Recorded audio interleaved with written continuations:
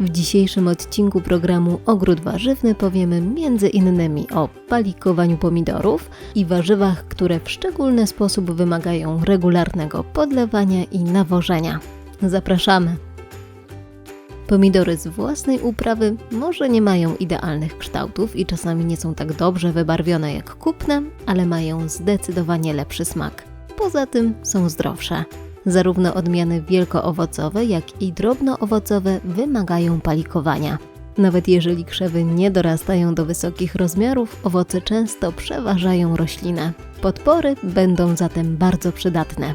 Mogą to być drewniane paliki, metalowe pręty, pręty z tworzywa PCV czy bambusowe tyczki. Wszystko zależy od wielkości naszych pomidorów i miejsca, w którym są posadzone. Duże krzewy w dość wietrznym miejscu będą potrzebowały solidniejszych podpór. Niewielkie rośliny w miejscu osłoniętym możemy przywiązać do podpór delikatniejszych. Ważne, żeby były stabilne i utrzymywały ciężar rośliny. Paliki zaleca się wbijać od strony północnej, kilka centymetrów od rośliny. Do przywiązywania najczęściej zaleca się użycie szerokich pasków materiału lub folii. Zbyt cienki sznurek może wrzynać się w pędy i uszkadzać rośliny. Aczkolwiek ja nieraz stosowałam sznurek jutowy i nie zauważyłam tego problemu. Łodygę przywiązujemy na tak zwaną 8, dość luźno, żeby miała ona miejsce do dalszego wzrostu. Każde następne podwiązanie wykonuje się mniej więcej co kolejne 20 cm, w miarę wzrostu rośliny. Niekiedy możemy spóźnić się z podwiązaniem, szczególnie jeżeli uprawiamy pomidory na działce, którą odwiedzamy w weekendy, a nie w przydomowym ogrodzie. Wtedy podnosimy roślinę delikatnie i zaczynamy mocowanie od dołu. Dopiero potem przywiązujemy wyższe partie. Czasami wystarczy jeden dzień, żeby pomidor ładnie się naprostował. Jeżeli mamy kilka pomidorów posadzonych na przykład w jednej większej donicy, możemy wbić paliki na brzegu pojemnika i obwiązać całość sznurkiem lub tasiemką dookoła. W ten sposób nasze krzewy z każdej strony będą miały podporę. Z czasem liście przerosną poza sznurek, którego w ogóle nie będzie widać. Oprócz podwiązywania, cały czas pamiętamy też o uszczykiwaniu wilków, czyli zbędnych pędów pojawiających się w kątach liści. Nie możemy też zapominać o nawożeniu, ponieważ pomidory to rośliny dość żarłoczne. Możemy użyć nawozu granulowanego lub takiego, który się rozpuszcza we wodzie. Jest to szczególnie ważne w uprawie pojemnikowej, gdzie rośliny intensywnie rosną, ale są posadzone w stosunkowo małej ilości ziemi. W takim przypadku regularne nawożenie jest obowiązkowe.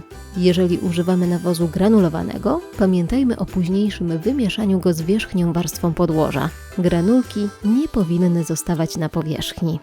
Nawożenie pogłówne, czyli przeprowadzane w czasie wegetacji roślin, jest zresztą wskazane nie tylko w przypadku pomidorów. Jeżeli chcemy mieć duże, dorodne dynie czy cukinie, również musimy zadbać o ich odżywienie.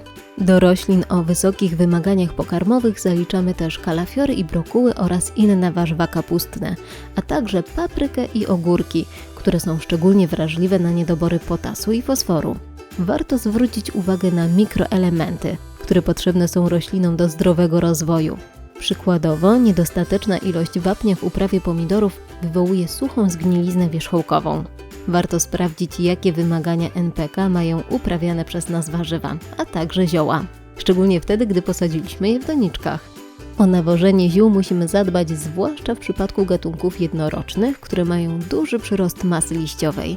Jest to np. bazylia czy pietruszka naciowa. Nie tylko brak składników pokarmowych w glebie, ale także upały mogą się dać naszym roślinom we znaki.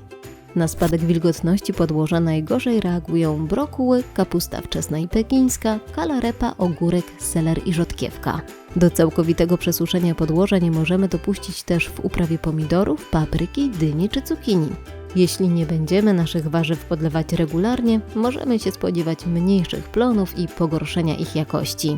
Przyjmuje się, że w okresie intensywnego przyrostu w czerwcu wymagają one około 20 litrów na 1 m2 na tydzień. Wszystko po to, by ziemia była nawilżona do głębokości, na której znajduje się najwięcej korzeni.